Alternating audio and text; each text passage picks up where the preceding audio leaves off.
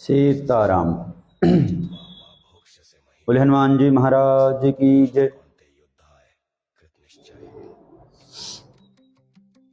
वर्तमान समय की स्थिति को लेकर हम स्वामी अतुलानंद आज सभी सनातन धर्मावलंबियों से नवरात्रि के इस पावन पर्व पर कुछ चर्चा करना चाहते हैं, कुछ बात करना चाहते हैं। अभी मां भगवती शक्ति के दिन चल रहे हैं, क्योंकि नवरात्रि शक्ति का समय है। मां भगवती दुर्गा का पर्व है।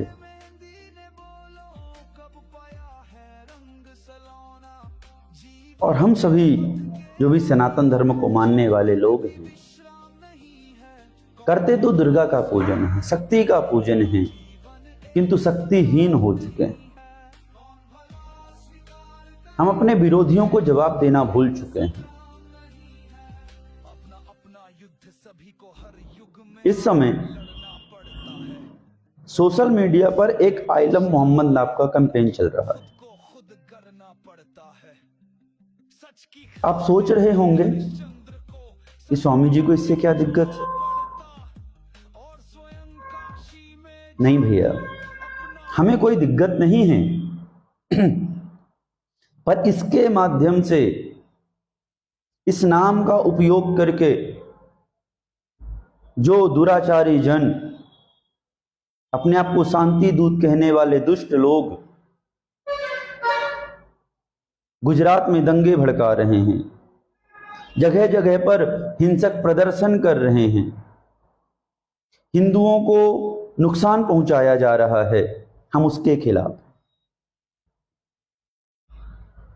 सनातन को टारगेट किया जा रहा है हर जगह, हम उसके खिलाफ हैं। दूसरा, जब हम सनातन धर्म कहते हैं तो इसे केवल हिंदू ना समझें।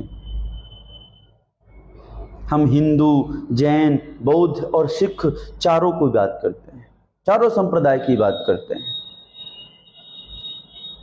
क्योंकि ये जो चारों पंथ हैं, ये सनातन धर्म की शाखा हैं, उसी से निकले हुए हैं। यह ना सोचें कि केवल इससे हिंदुओं को दिक्कत है।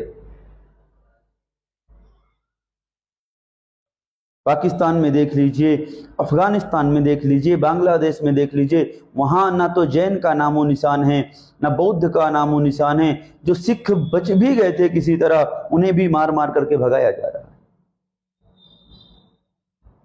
नानकाना साहब तक में कब्जा कर लिया गया है। इसे केवल हिंदुओं की लड़ाई ना समझें।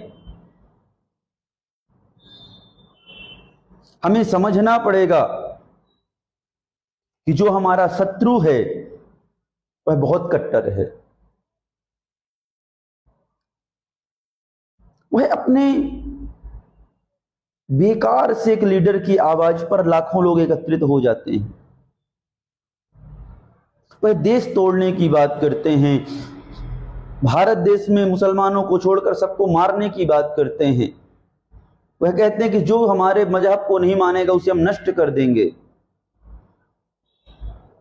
एक जगह पर लाखों लोग एकत्रित होकर के, हजारों लोग एकत्रित होकर के हिंसा फैलाते हैं। और अगर विश्वास ना हो तो एक बार यूट्यूब और गूगल करके देख लीजिएगा।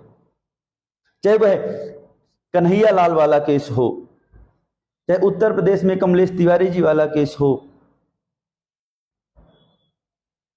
चाहे वह चंदन गुप्ता का केस हो, या अभी कुछ समय पहले नूपुर शर्मा जी का केस हो। इतिहास उठा करके देख लीजिए। जब से यह 1400 वर्ष पूर्व यह मजहब बना, तब से अभी तक केवल और केवल तलवार के बल पर, हिंसा के बल पर यह दुनिया की सभी संस्कृतियों को नष्ट करते आया है, भारत की संस्कृति को नष्ट किया है। आप जितना जल्दी समझ जाएंगे उतना अच्छा है। अगर नहीं समझे तो वह दिन दूर नहीं है जब भारत की स्थिति भी बांग्लादेश जैसी हो जाए, कश्मीर जैसी हो जाए, हमारे ही देश में है कश्मीर, पर वहां आप सुरक्षित नहीं हैं। हमारे ही देश में बंगाल है, वहां मुर्शिदाबाद जैसी घटनाएं हो जाती हैं, वहां हिंदू और अन्य धर्म मानने वाले लोग सुरक्षित नहीं हैं। आप अपने धर्म के, आप अपने शत्रु को पहचाने, वह जैसा है उसके साथ वैसा ही व्यवहार करना सीखें। सठे साठ्यम समाचरेत, जो जैसा है उसके साथ वैसा ही व्यवहार करना पड़ेगा। और हमारे पूर्वजों को करना पड़ा। हमारे पूर्वज धनुष बाण और तलवार से लड़ते थे, लेकिन जब उनका सामना तोपों से हुआ तो उन्हें तोप बनानी पड़ी। जब उनका सामना बंदूकों से हुआ तो उन्हें बंदूक बनानी पड़ी। जब उनका सामना मिसाइलों से हो रहा है तो उन्हें मिसाइल बनानी पड़ी। इसी तरह जब आपका कट्टरपंथी लोगों से सामना है तो आपको कट्टर बनना पड़ेगा। आपको अपने धर्म की, अपनी संस्कृति की रक्षा करनी पड़ेगी, वरना जो आपके पूर्वजों ने, हमारे पूर्वजों ने अपनी गर्दनें कटा कटा करके हमें सुरक्षित रखा है, वह हमारे आने वाली पीढ़ियां नहीं देख पाएंगी। हमारी आने वाली पीढ़ियां जब मुर्शिदाबाद जैसे किसी घटना का शिकार होंगी, कश्मीर जैसी घटना का शिकार होंगी, और अपने ही देश में, अपने ही घर को छोड़ करके रिफ्यूजी बनकर के कैंपों में भटकेंगी, तब सब आपको गालियां देंगे। इसलिए अभी भी समय है, सुधर जाइए।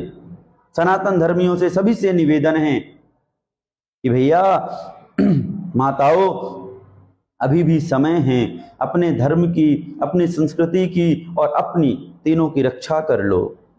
20 से 30 साल बाद ना यह हम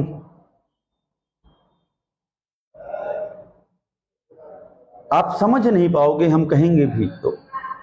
अभी समय है, समझ जाओ, शीघ्र अतिशीघ्र जाग जाओ और अपना ध्यान रखो, सुरक्षित रहो और अपने धर्म की रक्षा करो। धर्म तुम्हारी रक्षा करेगा। सीताराम।